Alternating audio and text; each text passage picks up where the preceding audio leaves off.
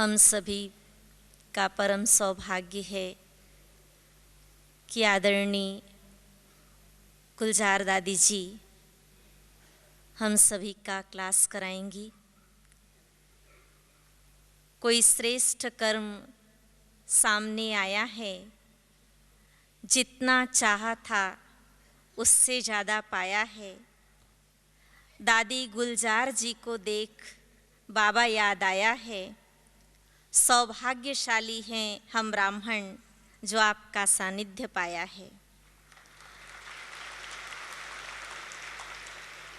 आदरणीय गुलजार दादी जी बाप दादा का साकार रथ, दिव्य दृष्टि की वरदानी आत्मा, 8 वर्ष की बाल्यावस्था में 1937 से अब आपने इतने ऊंचे आध्यात्मिक ज्ञान को आत्मसात किया, जो आपके दिव्य चरित्र और निरसंकल्प अवस्था ने भगवान को भी आकर्षित कर दिया और भगवान ने आपको अपना साकार रथ मुकर्रर कर दिया। आदरणीय गुलजार दादी जी।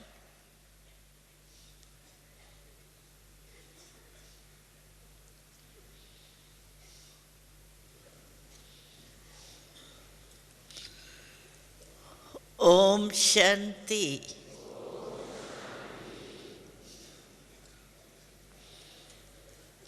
आज सभी को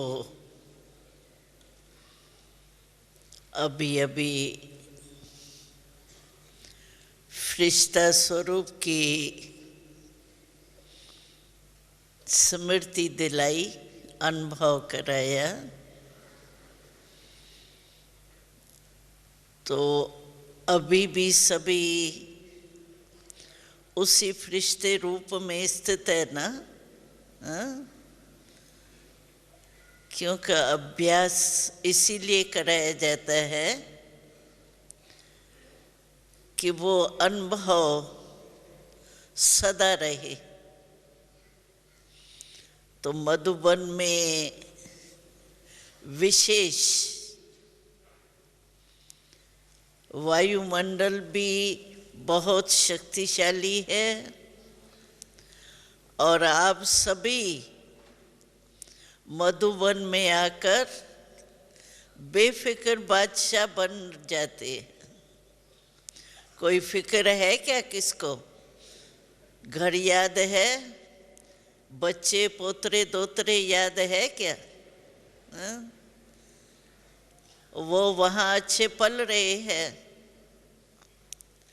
और आप यहाँ बेफिक्र बादशाह बन के अपने बाबा से मिलन मना रहे।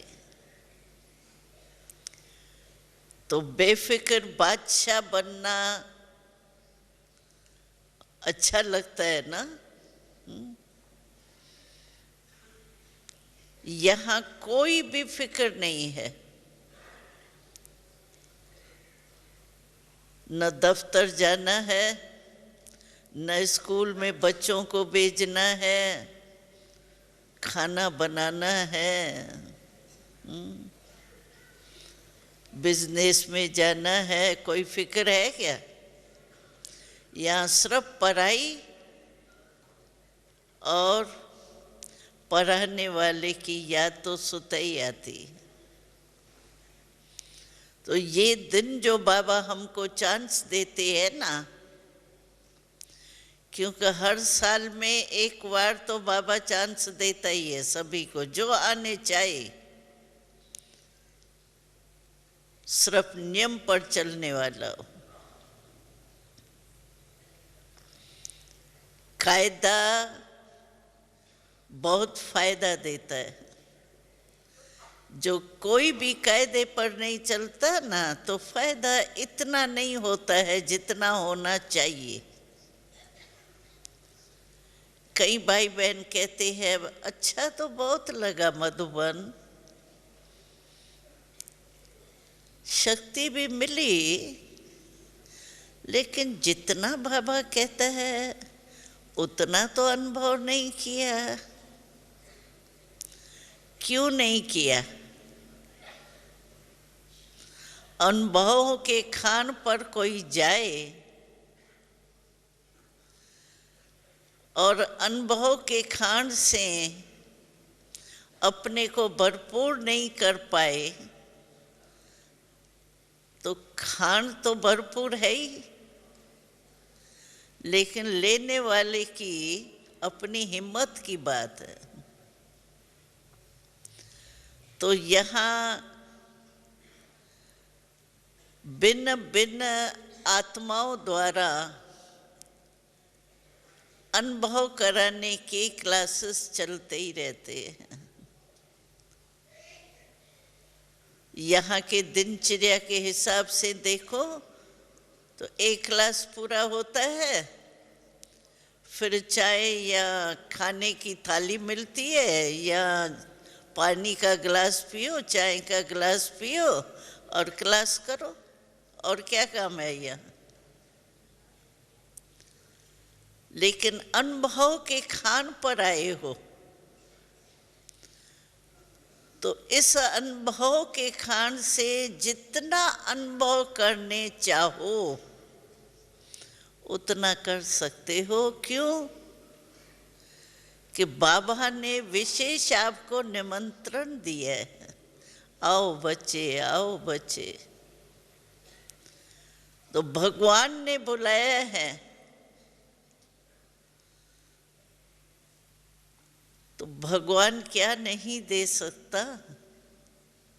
दाता है ना।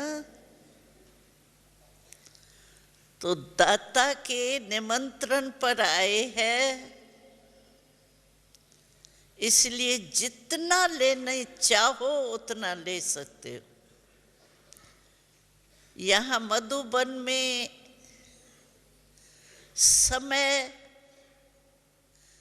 एक सेकंड भी व्यर्थ नहीं गंवानी,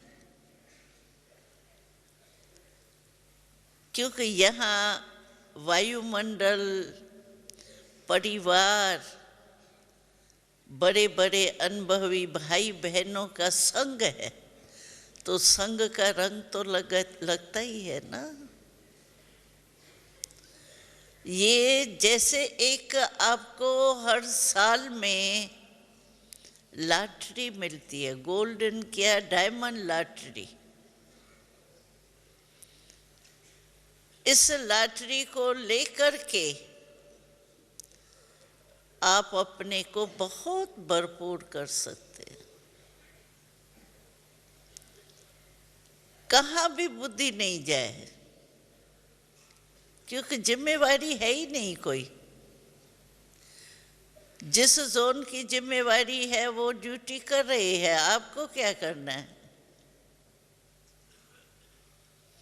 आपको सिर्फ पढ़ाई और याद और मन सा सेवा करो। अगर सेवा कर्मणा की नहीं भी है तो मनसा सेवा करो। मनसा सेवा का भी अभ्यास यहाँ बहुत अच्छा कर सकते हो, क्योंकि दिमाग में कोई और बात है ही नहीं, जिम्मेवारी की बात ही नहीं। जो फरिश्तेपन की बातें सुनी तो फरिश्ता माना ही है डबल लाइट, ज्योति स्वरूप भी है और लाइट हल्के को भी कहा जाता है। और डबल लाइट फरिश्ता, बाबा ने कहा था फरिश्ता अर्थात जिसका पुरानी दुनिया, पुराने संस्कार, क्योंकि दुनिया फिर भी जल्दी भूल जाती है, लेकिन संस्कार जो पुराने हैं ना वो थोड़ा मेहनत से जाते। तो बाबा ने कहा फरिश्ते का अर्थ ही है पुरानी दुनिया, पुराने संस्कार से कोई नाता नहीं, न्यारा पुराने संस्कार, पुरानी दुनिया से न्यारा और बाप का प्यारा, बस। एक बाबा, दूसरा मैं, तीसरा न कोई। तो ऐसा अनुभव कर रही है, क्योंकि कल बाबा मिलेगा और जाने की टिकट कटती है, रिजर्वेशन होती ही है। तो जितने भी दिन आप रहे उसमें कमाई की, हमारी कमाई का पता है क्या हिसाब होता है? ब्राह्मण जीवन के कमाई का हिसाब बहुत बड़ा है। बाबा कहते हैं अगर सच्ची दिल में सच्चे बाप की याद है तो हर कदम में पदम मिलता है। आप सोचो, हर कदम में पदम, लाख नहीं, पदम। और आप कितने कदम उठाते होंगे? अगर याद में कदम उठाया तो पदम आपका जमा हो गया, और सारे दिन की आपकी कितनी कमाई जमा हुई? कितनी सहज प्राप्ति है और कितनी बड़ी प्राप्ति है। ऐसा दुनिया में कोई होगा? चाहे कितना भी बड़ा हो। जब हम आए थे तो बाबा फोर्ड कंपनी है ना, उसके बड़े की मिसाल देता था कि उसको इतनी कमाई होती है, ऐसे चुपटी बजाते जाओ और गिनती करते जाओ। बाबा हमको बताता था सिंध में, कराची में जब हम आए।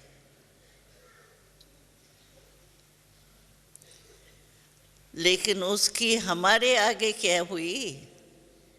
हमारी तो कदम में पदम है, उसकी इतनी तो हो ही नहीं सकती,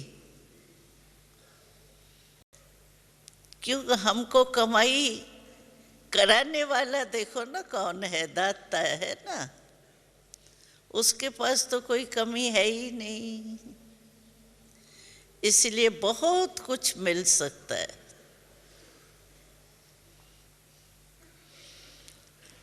तो आप चेक करना, फिर भी कल का दिन है, आज रात्रि भी है, 4 बजे उठेंगे, अमृत वेले कमाई का साधन है, बहुत बढ़िया। अगर मानो कुछ कमी की हो कमाई में तो कल के दिन में भी जमा कर लेना। बाबा की बात तो नशा चढ़ता ही है। हाँ, भगवान जिसको और चाहिए क्या? गीत सुना ना, जब बाबा हमको मिल गया तो और हमको चाहिए क्या? और एक ही हमारा ऐसा बाबा है जो सर्व संबंध भी निभा सकता है, सर्व प्राप्ति भी करा सकता है। जिस समय चाहिए उस समय हजूर हाजिर हो जाता है। बाबा कहो, बाबा सामने नहीं आ जाता है। इसीलिए कहा हुआ है हजूर हाजिर है। लेकिन किसके आगे हजूर हाजिर है? जो हजूर की हर श्रीमत को जी हाँ हाजिर बाबा प्रैक्टिकल में करता है। कैसी भी परिस्थिति हो, यहाँ तो कोई परिस्थिति की बात ही नहीं है। यहाँ किसके पास माया आई? मधुबन में आई कि माया का गेट बंद रहा? वायुमंडल है ना, इसीलिए यहाँ माया आए भी तो वार नहीं करे, हार खा के जाए। बाबा कहते माया आवे इसमें क्या है। हमने कोई मिल रहे थे तो हमने सुनाया अनुभव अपना, तो हम छोटे छोटे आए ना, 9, 10, 11 वर्ष के इतने ही थे। तो मम्मा हमको ऐसे हल्की हल्की बातें सुनाती थी। मम्मा कहती थी तुम माया माया कह के परेशान नहीं हो। माया क्या है, तुम बड़े थे बड़े बाबा के बच्चे, तुम भी बड़े थे बड़े हो। जैसे बुजुर्ग कोई होता है ना, दादा परदादा होता है, वो बैठा हुआ होता है, लेटा हुआ होता है, और छोटे छोटे बच्चे जो उसके पोतरे दोतरे होते हैं ना, वो आते हैं। फिर वो बुजुर्ग बाप या दादा के जो है ना, वो बाल भी पकड़ेंगे, नाक भी पकड़ेंगे, कान भी पकड़ेंगे, वो परेशान नहीं होता है। वो समझते हैं मेरे पोतरे दोतरे खेल कर रहे। तो ये 5 जो काम क्रोध लोभ मोह है ना, ये भी छोटे छोटे बच्चे हैं। आते हैं, चलो परेशान करने की कोशिश करते हैं, तुम तो बड़े हो, खेलने दो, खेल करके चले जाएंगे, परेशान नहीं हो। आए माया माया माया आ गई, क्रोध आ गया, परेशान नहीं हो। अच्छा आया, अपना पाठ बजा के चला गया, तुम उसके वश नहीं हो जाओ। क्या हुआ कैसे हुआ इसमें नहीं है। मम्मा कहती थी व्यर्थ संकल्पों का गेट है क्यों। बाबा ने भी अव्यक्त वाणी में लास्ट में एक मुरली में कहा, फॉरेन लोगों को कहा वाय नहीं कहो, वाह वाह कहो, वाह वाह। वाय कहा गए। और मम्मा हम लोगों को कहती थी, बहुत इजी बातें सुनाती थी। मम्मा कहती थी देखो व्यर्थ संकल्प जो क्यों आता है ना, उसके बाद फिर आता है क्यों, फिर क्या, कैसे, कब तक ये होगा, ये कौन है जो ऐसा करता है, ये है क्या, कौन है, ये सारा कह के आता है, 5 ही शब्दों में कह के आता है। तो मम्मा कहती थी कह कौन करता है, कह कौन करता है, कौवा। तो मम्मा कहती थी तुमको कौवा बनना अच्छा लगा, कौवा तो अच्छा नहीं होता। और साथ में है होली हंस। हंस कितना साफ होता है, सफेद। और हंस की विशेषता क्या होती है, उसमें निर्णय शक्ति बहुत अच्छी होती है। वो कंकर और रतन को परख करके रतन चुगेगा, कंकर को छोड़ देंगे। तो वो तो हंस है, आप होली हंस हो। तो हंस बनना अच्छा या कौवा बनना अच्छा, क्या बनना है, हंस बनना है ना। अभी कह नहीं करना, कोई भी बात है उसमें क्यों हुआ, क्या हुआ, ये है कौन, आता है ना ये बातें, अभी ये नहीं करना। माया जीत बनना ही है। दूसरी बात सुनाऊं छोटेपन की। एक बारी क्या हुआ, ब्रह्मा बाबा वीकली देखता था, क्योंकि नए नए बहुत आते हैं ना। हमने देखा कितने आधे लोगों ने तो हाथ उठाया, ये दादी ने हाथ उठाया, तो आधे लोग तो नए पहले बारी आए, इसलिए फिर रिपीट करना पड़ता है। तो एक बारी बाबा वीकली, इलस्ट्रेट वीकली आती थी, तो वो देख रहा था। उसमें एक चित्र था, एक प्रेसिडेंट चर्चिल था, चर्चिल प्रेसिडेंट था, उसका चित्र आया था।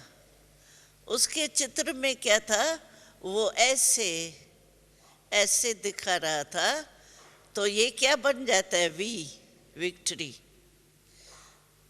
तो वो ऐसे दिखा रहा था, तो हमारी विक्ट्री है। तो बाबा ने देखा, तो बाबा क्या करता था, हम बच्चे अपने अपने सेवा में लगे रहते थे ना, तो बाबा को कोई भी बात आती थी बच्चों को दिखाने के लिए, तो बाबा ताली बजाता था, और ताली बजती थी तो जो भी नज़दीक होता था ना फ्री, वो भाग के बाबा के पास आ जाते थे। तो जब बाबा के पास गए तो बाबा ने कहा, देखो अभी ये चित्र में इसने दिखाया है कि विक्ट्री हमारा बर्थ राइट है। अभी आज है प्रेसिडेंट, कल उतर गया तो ये कहाँ जाएंगी? इसकी तो अविनाशी विक्ट्री हो ही नहीं सकती। तो वो बच्चों की वास्तव में ये वी तुम्हारे मस्तक में लगी हुई है, विक्ट्री तुम्हारा चित्र होना चाहिए। अभी देखो उसने अपना चित्र दिखा दिया।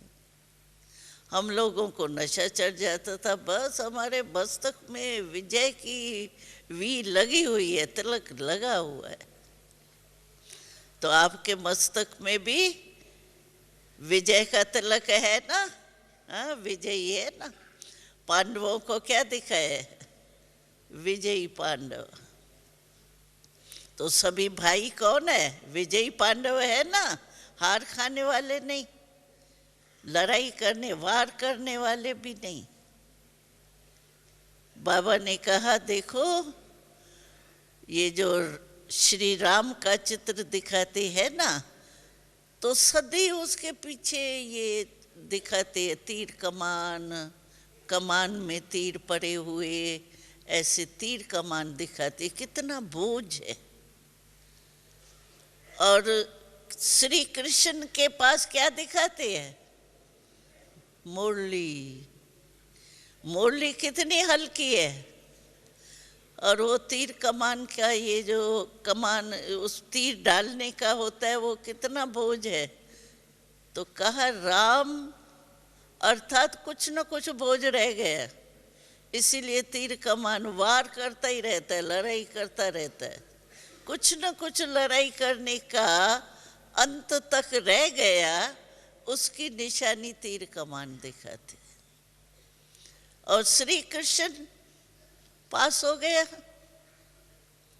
तो उसको सिर्फ मुरली दिखाते हैं, जो खुद भी नाचे और दूसरे को भी मुरली बजती है तो नाचते हैं ना। अभी भी देखो कोई ऐसा ट्यून बजता है, दादी आती है क्लास में, आज भी सुबह को देखा तो दादी रिकॉर्ड बजता है, ऐसा ऐसा करती है, सभी नाचने लग जाते हैं, हाथ हिलाने लग जाते।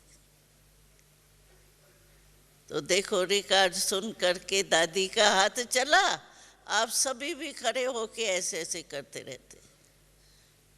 नाचना आ जाता है ना। नाचना सिर्फ पाँव से थोड़ी होता है, खुशी माना नाचना।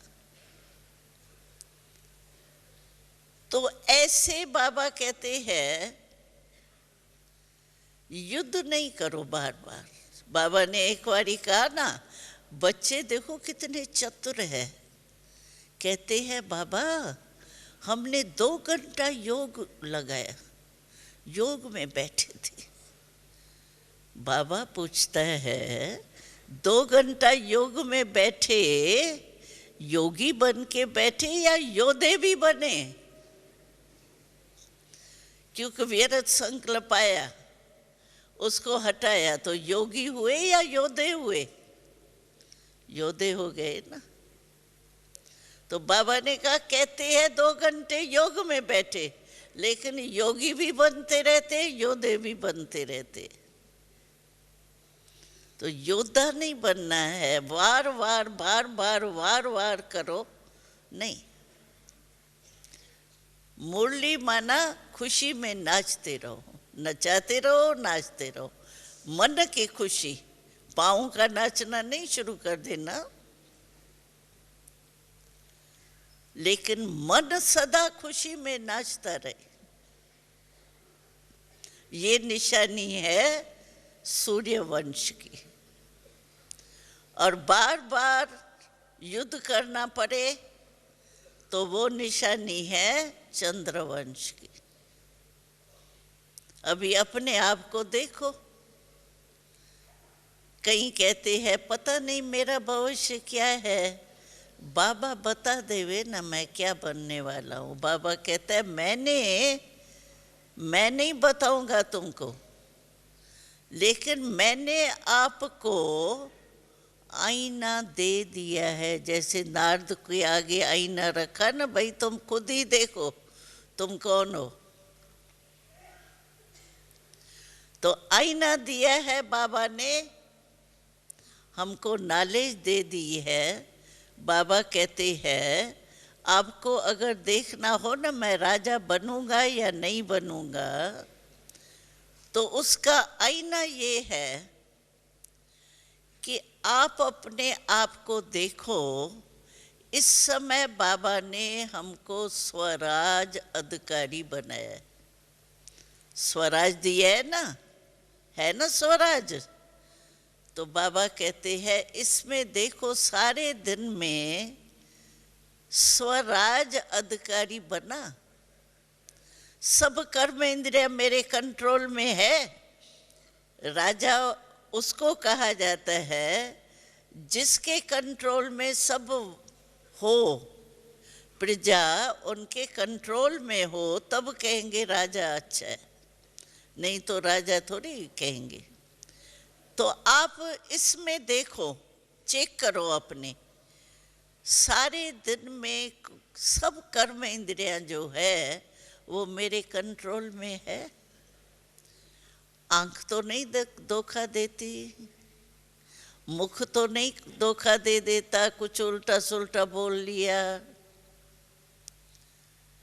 कान में परचिंतन का सुन लिया।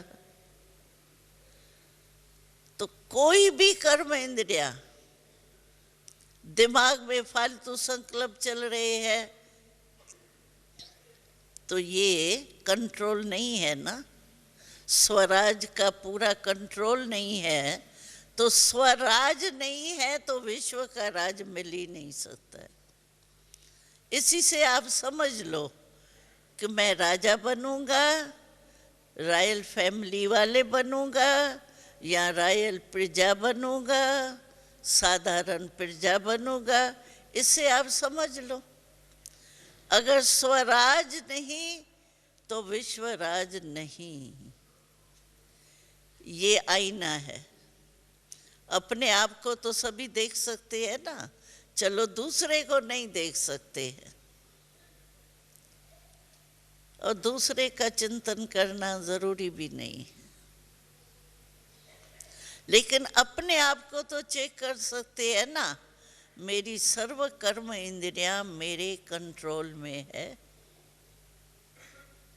आपको पता होगा, सुना है या नहीं सुना है, ब्रह्मा बाबा रोज अपनी कचहरी लगाता था। बाबा की एक डायरी मिलती थी शुरुआत की। जब बाबा में शिव बाबा की प्रवेशता हुई तो ब्रह्मा बाबा ने अपना कितना पुरुषार्थ किया है वो डायरी में लिखा हुआ। हर डेट की बाबा रात्रि को कचहरी करता था। कचहरी क्या, मैं आत्मा सिंहासन पर आ गए ना, स्मृति के स्टेज पर आ गया, बस मैं आत्मा राजा हूँ। और कर्म इंद्रियों से बाबा पूछता था, हे मन बताओ तुम्हारी सारा दिन की कारोबार कैसे चली। हे आंख तुम बताओ, जैसे वजीर होते हैं ना, ये मिनिस्टर होते हैं, चीफ मिनिस्टर, बड़े मिनिस्टर, वैसे बाबा कहता था, ए आंख कान, बताओ तुम्हारी कारोबार कैसे चली? ठीक चली? कोई ने धोखा तो नहीं दिया? तो हमको भी अपनी चेकिंग आप ही करनी है। दूसरा कोई कहेगा तो लड़ाई शुरू कर देंगे, क्या समझता है तुम? दूसरा कोई आपको कहेगा आप में क्रोध है, कहेगा आप क्या समझते हो, मैं जानता हूँ मैं क्या हूँ। अवमान की 63 जन्म का देह अवमान है ना, तो वो आ जाता है। अपने आप को तो नहीं डांटेंगे ना, अपने आप को तो चेक कर सकते हैं ना, मैं सचमुच अंदर हूँ क्या? तो अपनी कचहरी रोज ब्रह्मा बाबा ने सारी डायरी सिर्फ दरबार लगाने की थी। दूसरी डायरी मिली ब्रह्मा बाबा के शुरू की, सारी डायरी में मैं आत्मा हूँ, मैं आत्मा हूँ। बाबा की पत्नी का नाम जसोता था, जसोता भी आत्मा है। बच्चियाँ, फलानी बच्ची भी आत्मा है, ये भी आत्मा है, ये भी आत्मा है। सारी डायरी में ये आत्मा आत्मा का पाठ लिखा हुआ, बाबा के हाथ से लिखा हुआ था डायरी। तो ब्रह्मा बाबा ऐसे ही थोड़ी ब्रह्मा बाबा बन गया, ऐसे ही थोड़ी फरिश्ता बन गया। ब्रह्मा बाबा ने भी बहुत पुरुषार्थ किया है, लेकिन बाबा की मदद और अपना पुरुषार्थ दोनों ने मंजिल पर पहुंचा दिया। और बाबा ने इतनी मेहनत की है,